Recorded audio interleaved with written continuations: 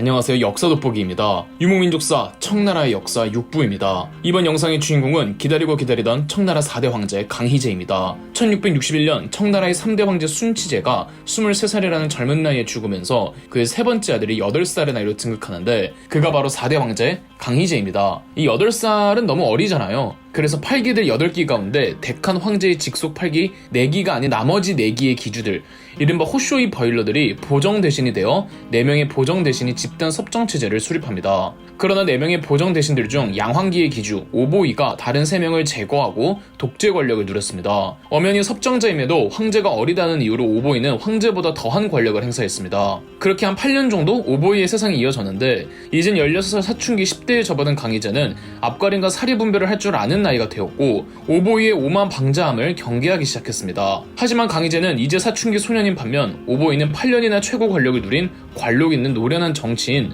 그러나 강희제는 떡잎부터 달랐습니다. 겨우 16살에 불과했지만 강희제는 1669년 기습적으로 군사를 동원해 오보이를 체포했습니다. 강희제는 오보이를 죽이려고 했지만 오보이는 몸 안에 있는 상처를 보여주면서 이 상처는 강희제보다 더 어린 나이부터 누르하치 홍타이즈를 따라다니며 전장에서 입은 상처라고 하자 마음 약한 강희제는 오보이를 죽이진 않되 그를 구금시키고 후에 탄핵시킵니다. 오보이를 죽이진 않았지만 오보이는 완전히 실각했고 강희제는 16살이라는 나이에 친정을 시작합니다. 강희제의 떡잎은 이게 끝이 아니었습니다. 강희제 치세 초반에는 아직 청나라가 중국 전역을 완전히 지배했다고 보기 힘들었습니다. 명나라 후신국인 남명은 없어졌지만 여전히 남부지방에는 청나라에 반발하는 한족들의 세력이 있었고 대만에는 정성공이 명나라 복수를 외치고 있었죠.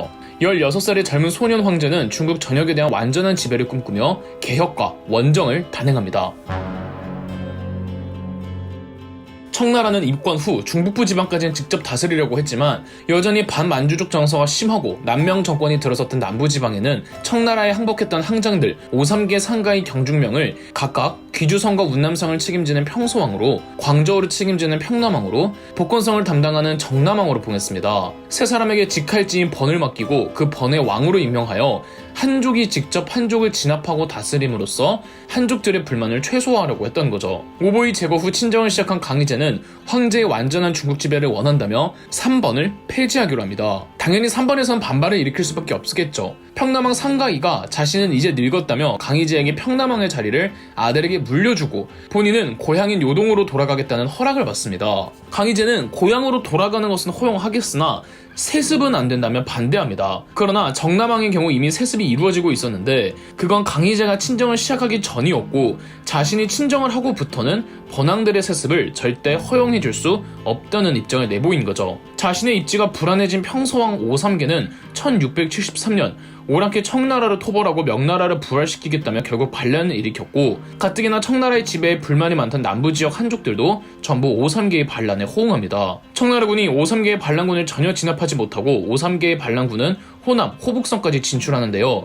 이대로 가다가 남부지방 전체를 빼앗길 것 같았던 강희제는 3번 폐지령을 철회하기로 합니다. 강희제의 사퇴 수습이 무색하게 경중명의 손자였던 정남왕 경정충도 오삼계의 반란에 동참하기로 하죠. 강희제는 어떻게든 평남왕 상가이만큼은 포섭하려고 했고 강희제의 가진 회유에 3번의 왕들 중 상가이는 청나라 편을 지기로 합니다. 그러나 이에 불만을 품은 상가이의 아들 상지신이 쿠데타를 일으켜 아버지 상가이를 내쫓고 본인이 평남왕 권력을 독차지한 뒤 오삼계의 반란에 동참하기로 하죠. 이 사건이 3번에 나뉩니다. 강희제는 사령관 도해를 감숙성으로 보내 오삼계의 북진을 막는 한편 지리적으로 그나마 가까웠던 정남왕 경정충을 압박하고 회유하여 3번의 난에서 이탈시켰습니다. 경정충이 3번의 난에서 나오자 후달렸던 상지신도 항복해버렸습니다. 반란의 규모가 확 줄어들자 오삼계의 반란은 지지부진하게 장기전으로 이어졌고 오삼계 역시 늙었기에 오삼계가 죽고는 그의 손자가 반란을 이어나갔으나 오삼계 사후 반란군의 사기가 급락하고 지휘 통계가 무너지자 1681년 완전히 진압되었습니다. 청나라는 3번의 난을 진압하면서 군대가 남부지방까지 진출하였고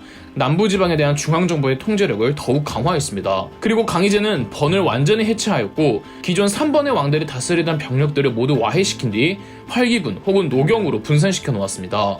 노경이란 청나라에 귀순하여 중국 정복에 동참했던 한족 구성의 부대로 강희제 이전 순치제 때 섭정자였던 도르곤이 도저히 8기군의 규모로는 그 넓은 중국 땅과 그 많은 중국인을 다스릴 수가 없어서 8기와 함께 중국 지방 전역을 다스리는 세력으로 만들어 놓은 부대였습니다.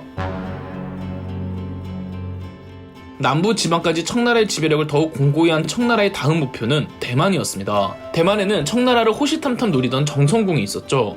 해적 겸 해상상단을 아버지로부터 물려받은 정성공은 청나라의 중국 입건 후 명나라 부흥운동을 주도하며 청나라와 싸웠는데, 오로지 정성공만의 힘으로 중국 본토에서 싸우기 어려웠던 정성공은 대만으로 넘어가 대만을 기지로 삼고 청나라 공격을 노리고 있었습니다. 청나라의 3대 왕제 순치제가 죽고 4대 왕제 강희제가 등극할 무렵 정성공이 대만으로 넘어갔습니다. 당시 대만은 네덜란드가 식민지로 삼고 있었는데요. 정성공의 해상 세력은 대만의 현지인과 연합하여 네덜란드를 쫓아내고 정성공이 완전히 대만에 정착해 동령왕국을 세우고 본인이 왕으로 등극합니다. 정성공이 대만으로 넘어오면서 중국 문명이 대만으로 유입됐고 대만도 중화권에 서서히 편입되기 시작했던 겁니다. 물론 정성공이 대만에 동령왕국을 세우고 동령왕국을 통치하는 과정에서 대만 현지인들과 충돌이 많았고 현지인들을 탄압했던 어두운 역사도 있고요. 하지만 정성공은 동령왕국을 세우고 얼마 안 있어 1662년 말라리아로 사망했고, 그의 아들 정경이 동령왕국의 2대 왕이 되어 아버지의 유지를 이어받아 청나라 타도를 준비합니다.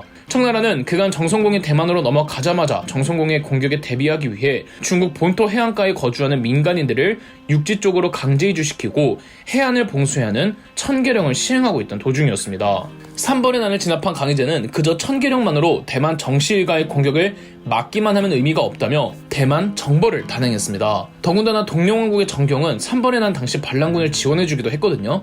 3번의 난이 진압될 무렵 정경도 죽었고 그의 아들 정극장이 동령왕국의 3대 왕이 되었으나 정극장의 반대 세력들이 정극장을 죽이고 왕족 정극상을 허수아비로 세웠는데요.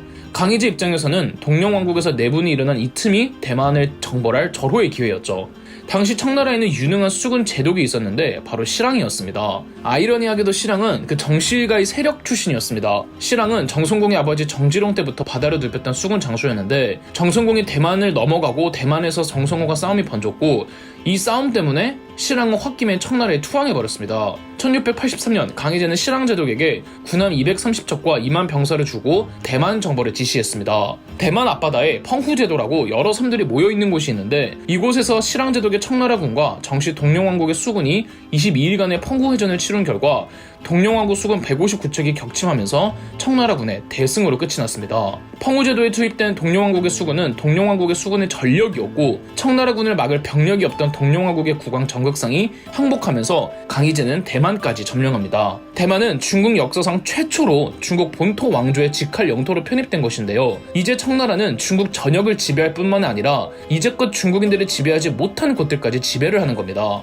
드디어 중국 통일을 완수한 강희제. 하지만 이 정도로 후대인들이 강희제를 외치는 게 아닙니다. 강희제는 북방으로도 외정을 떠난 황제였는데요. 전통적인 중국의 북방 적들로는 몽골계 유목민족 혹은 서방의 투르크계 유목민족들이 있었는데 17세기경에는 새로운 북방의 적이 나타납니다. 바로 만주 부근에서 러시아가 나타나는데요. 러시아는 17세기부터 아시아로 진출하겠다면서 매우 적극적으로 시베리아를 개척하고 있었습니다. 그렇게 계속 시베리아를 개척하다가 아시아 대륙의 동쪽 끝 만주까지 다다른 거죠. 러시아와 청나라가 처음으로 만주 부근에서 충돌한 시점이 3대 황제 순치제 시절이었습니다. 순치제는 러시아군과 싸우기 위해 군대를 조직하는데 조선군도 참전했죠. 1654년과 1658년 두 차례에 걸쳐 이른바 나선정벌이라는 조선군이 청나라군과 연합해 러시아와 전투를 치른 적이 있었습니다. 두 번 모두 조청연합군이 승리하였는데 송화강에서 싸웠던 1차 전투 당시 조청연합군은 단 한 명의 사상자도 나오지 않았고 흑룡강에서 싸웠던 2차 전투 때는 조선군은 7명 전사에 청나라군은 100명 정도가 전사했다고 하고 러시아군은 무려 800명을 잃었습니다. 당시 조선군 조총병들이 어마어마하게 활약을 했고